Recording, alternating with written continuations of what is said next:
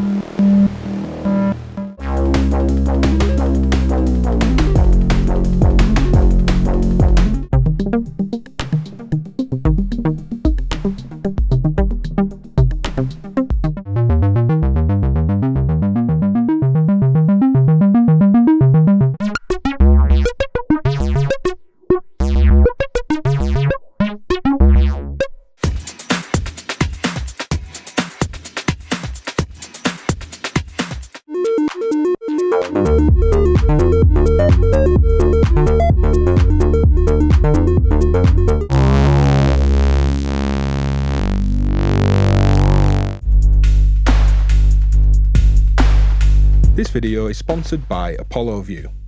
Now today marks the release of two new Apollo View modules. Let's first take a look at CanCan. This is a 4 HP dual headphone module for those that play with others and need to drive two sets of headphones. Although with a Y cable you could split one of them and use one as a line level stereo output to use alongside a single pair of headphones. This is based on higher end studio designs and can drive anything from consumer grade earbuds right up to higher ohm rating, higher resistance studio reference headphones. There's a stereo input and a stereo output if you like to patch this sound back around your system as well as using the headphone outs, and you can set those meters to be peak or RMS average for each of the meters with a jumper on the back of the module too. So we have an input here for audio or CV, we'll use an LFO, and then a normal output, blue trace, blue cable, and an inverted output, yellow trace and yellow cable. We first hit a scale control, which is an attenuator, meaning we add normal positive level up to +1 gain all the way to the right. Going anti-clockwise from off in the centre, we invert that incoming voltage. This then hits an offset control that by default goes from 0 to 5 volts or 0 to -5 on the inverted output, where we can add an offset to the incoming input signal. The output stages have a ×2 gain switch, where we can double the incoming voltage and also double the offset, going from 0 to 5 to 0 to 10 or 0 to -10 on that offset on the inverted out, and ×2 gain on whatever your input is, be it audio or CV. And we then come to a feature that I requested, the DivKid pre and post switch, as I'm going to joke about, but this is a feature I've not seen on other utilities before, which is the ability to route the offset pre the scale or attenuating control. And with this in post and no input, this takes a 0 to 5 volt signal, not affected by the scale. We push it into pre, and we have the pre control here to fine tune that range of motion that would just go 0 to 5. On post, we could set that to be anything 0 to 1, 0 to 2. We can dial in precise granular levels of control with that pre-switch, and this still mixes with the input at the scale control. So while this is a simple utility, there's lots of ways to use these functions to really ignite your patching. The patches in the video are on screen now, and they're all linked down below for you to skip around. As I say, you can apply these to lots of utilities, so without further ado, let's dive in. So why do we need attenuation? In this case, I need it to attenuate and control the level or depth of modulation for this filter. So the bass sound is what we're going to focus on here, and I'm using both an LFO and an envelope to modulate this filter. If I turn this down or even just pull the output of IOU for now, the blue trace envelope modulates my filter through its FM input. And like a lot of filters, it has an attenuator to control that amount of modulation. But I want to add in an LFO, so I can either mix this, in which point I need a mixer, or I could attenuate it and plug it into the volt per octave input that doesn't have another attenuator, and attenuating the LFO level down. We can get all these lovely wobbles against the envelopes. And you can perform with attenuators as well, bringing up the modulation and then scaling that back as I drop the drums back in.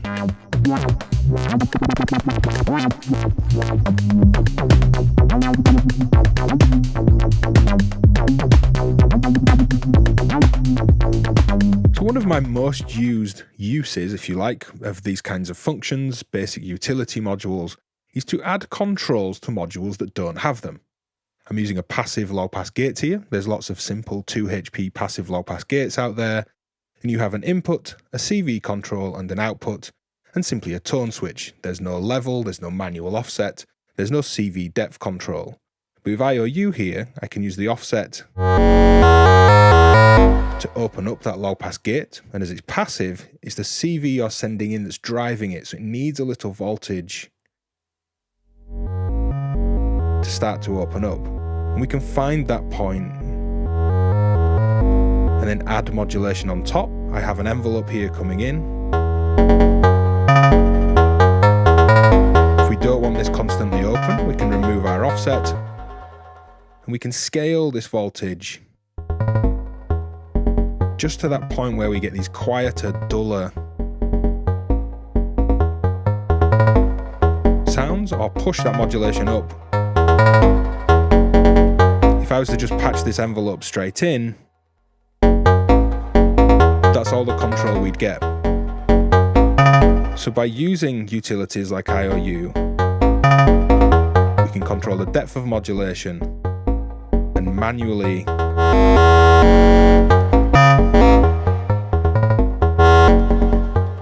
open up that low pass gate as well.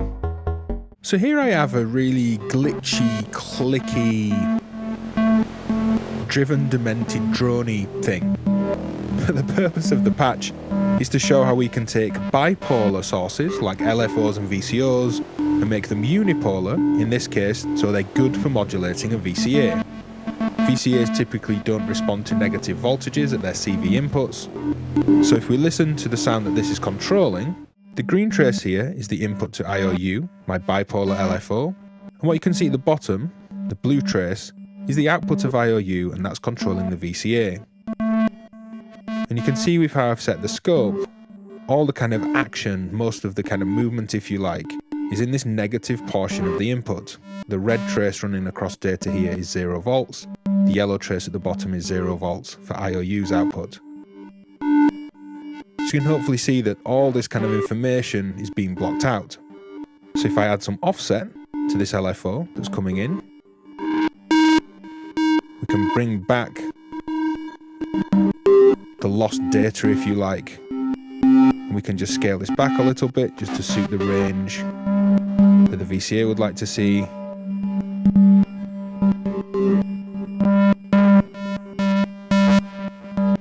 And there we have the whole range of our LFO, scaled and offset up into positive voltages, and attenuated slightly to suit the range of control on that VCA.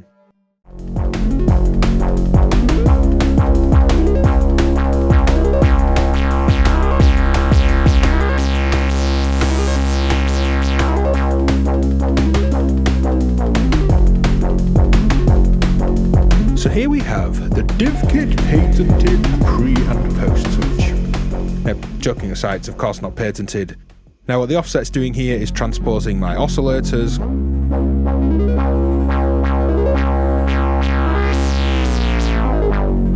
and becoming a performance controller. Now normally in other utilities, and if we have the post mode active, this offset scales whatever incoming voltage we have, and this goes from 0 to 5 volts. Which for this patch is ridiculous. I'd never offset anything by 5 volts or 5 octaves in terms of pitch transposing. So if we put this to pre, what this does is takes the offset voltage, routes that to the input pre the scaling, pre the attenuator. So I've got a micro amount of voltage coming through here. And I've just finally dialed in a granular level of control to go up a fifth in terms of this musical sequence, 7 semitones.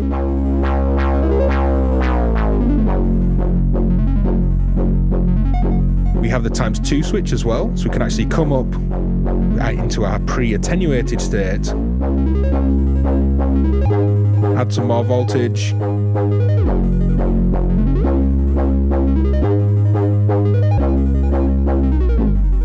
And that little switch can become a little performance control as well. So let's play around with the drums back in.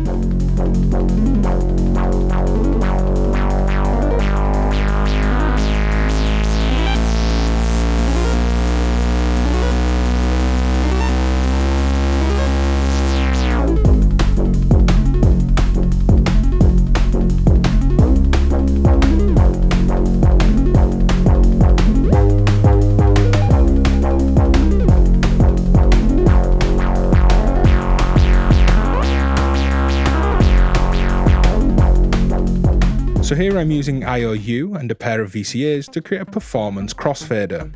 Instead of crossfading between audio, which may be a more obvious use, I'm crossfading between two independent envelopes playing two independent rhythms.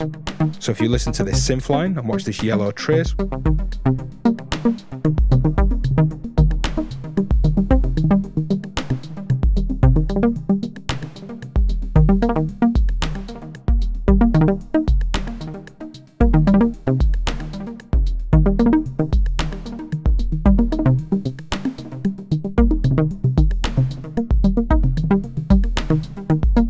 and I did that slowly there because it's a really lovely morph and smooth change, as opposed to like a switch where we can just play one envelope pattern against the other. So to set up a crossfader with IOU, we need a dual VCA or quad VCA, but two VCA channels that will mix their outputs together. I'm taking VCA 1 here, and the input is this green trace, an independent envelope playing an independent rhythm. VCA 1 is offset, so if I unmute this in my mixer, this envelope is coming through VCA channel 1, coming out of my mixed out to control my filtering and low pass gate. Because we have positive and negative outputs on IOU, I'm taking the negative output to add a negative voltage here and turn it down from its offset state. The offset keeps the VCA open, and the negative voltage starts to bring that down.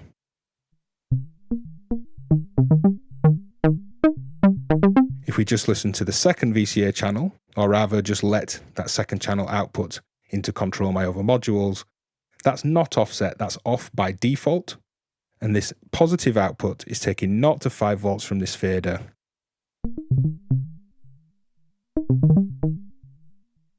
and opening channel 2. This green trace back into VCA 1.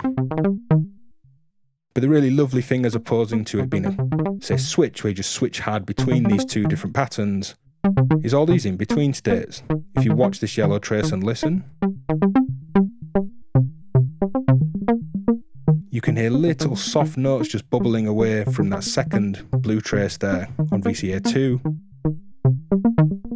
And likewise, if we're just on VCA 2, and I just fade back down a little bit, we get soft notes from that green trace and prominent ones from the blue trace.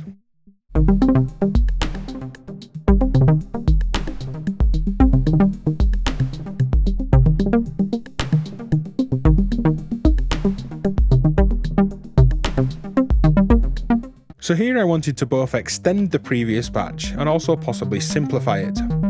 I'm now using IOU to create voltages that will crossfade for audio. Potentially the more obvious use, as I said in the previous patch, but I'm also using an external voltage to do the crossfading or morphing, as opposed to me doing it manually on the fader. So here's my patch. My first VCA, VCA 1, is offset fully open and has this square sine-like wave as the input.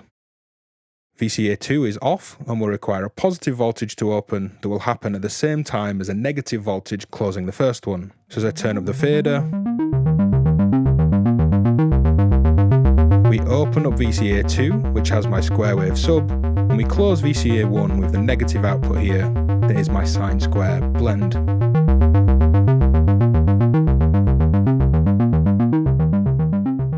Now if I use an LFO at the input here, we can automatically move between positive versions, opening VCA 2, and negative versions, closing VCA 1, to create this morphing fade in our audio.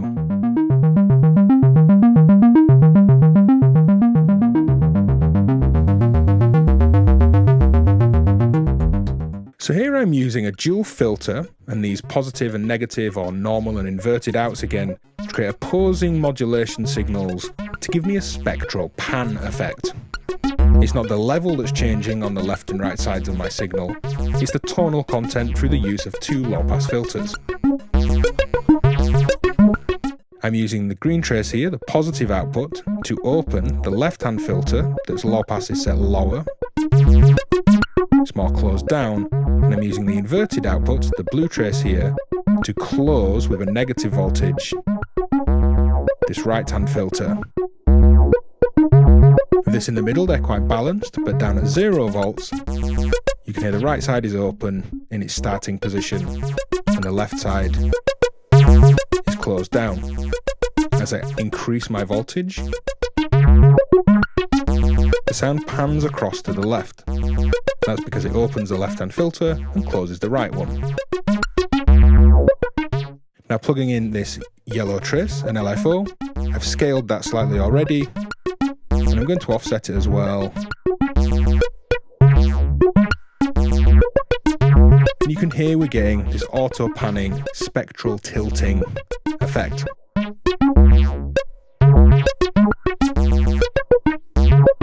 So here we're going to use IOU to create a control signal that's going to create a compressor. Now removing my control here, this is my drum brake unaffected coming into this 2 HP VCA. Now I'm also patching this audio drum brake into this envelope follower, and the red trace there is 0 volts, and it's creating a positive envelope, this green trace and green cables, following the dynamics of the drum loop. That's coming into IOU, where I'm adding an offset, and instead of adding positive level, which would do this to our VCA, it actually creates an expander. If you have the audio off and bring the level up and down from the envelope follower, you get an expansion effect as opposed to a compression effect. But first adding an offset here, so the VCA is open. You can see this blue trace raise up from 0 volts here, yellow is 0, blue is my output of IOU, and then inverting this voltage,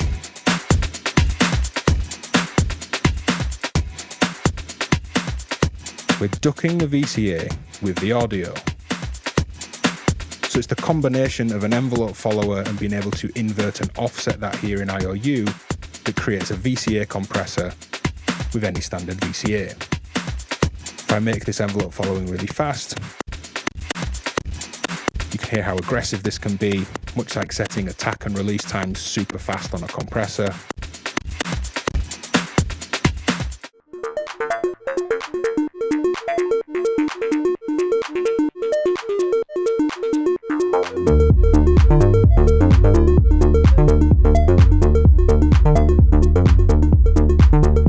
So here I'm creating low-pass gate duckers, using low-pass gates instead of VCAs to duck and sidechain compress my patch.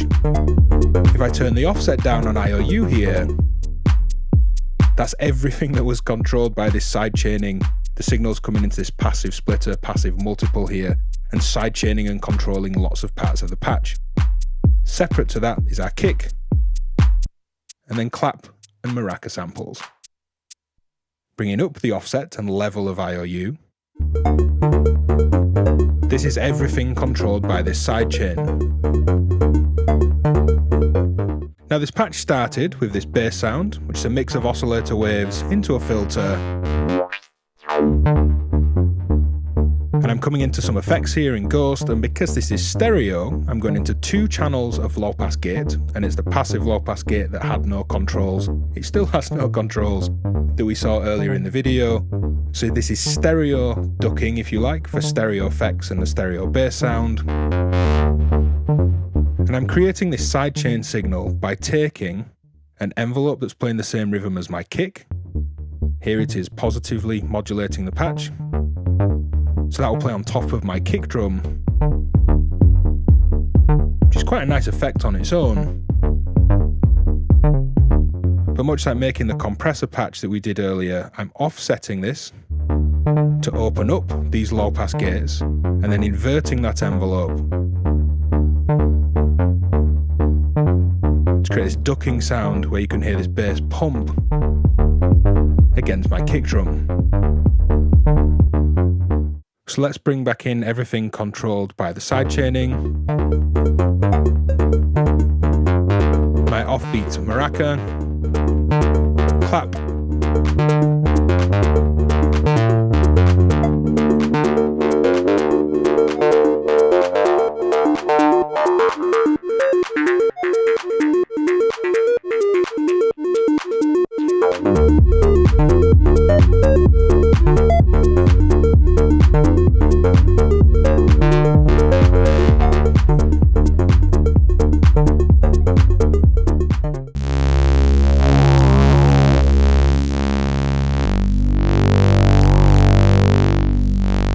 So here I'm looking at pushing filters into saturation and adding offsets as a symmetry control to create asymmetrical behaviours.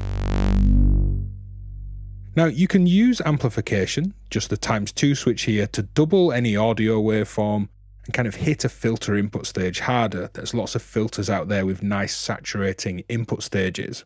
But I've picked the Sonic XV from AGH Synth because it has wave folding and other bits of wave shaping on the input stage. Now if I simply open up the filter, we're on ×1 gain now. We can see the input wave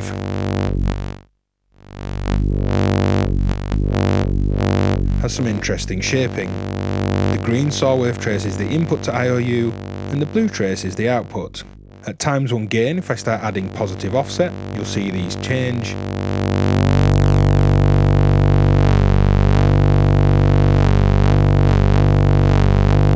We certainly get a nice bit of additional tonal shifting. Let's double our input gain. You see that blue trace doubles. And we're hitting this input saturation folding way harder, giving us different wave shapes again. Now some utilities that will amplify and offset will actually clip internally. And I'm taking advantage of that here by pushing 2 times gain on an input sine wave and offsetting it and creating this clipping. Because it's offset, it's asymmetrical clipping. I'm pushing into clipping in a positive way.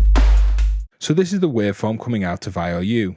If I go to ×1 gain, it lines up perfectly with this green trace input here. Pushing ×2 gain with doubling our waveform there, our sine wave, and adding an offset to it, I can push into asymmetrical clipping. Now it's subtle, it's quite a nice warm drive type,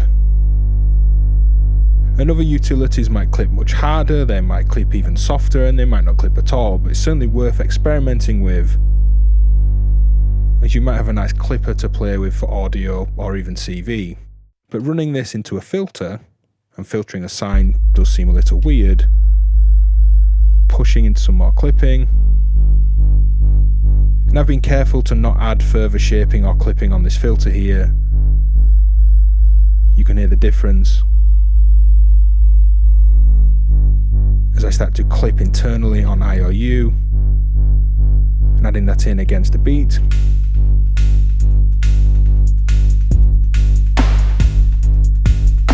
So try amplifying and offsetting on your utilities and seeing if you can clip audio or CV internally. You might lead to some interesting results, be it sub-bass signals like we have here, or for clipping envelopes and LFOs and creating new modulation shapes. So if you're with me at the end of the video, go drop a hard sync in the comments. Did you have a favourite patch? Which one of those was your favourite and which ones are you going to try? You can support my work on patreon.com/DivKid, gaining access to lots of exclusives, store discounts and the DivKid Discord. Hit like, subscribe, and I'll see you next time. Bye.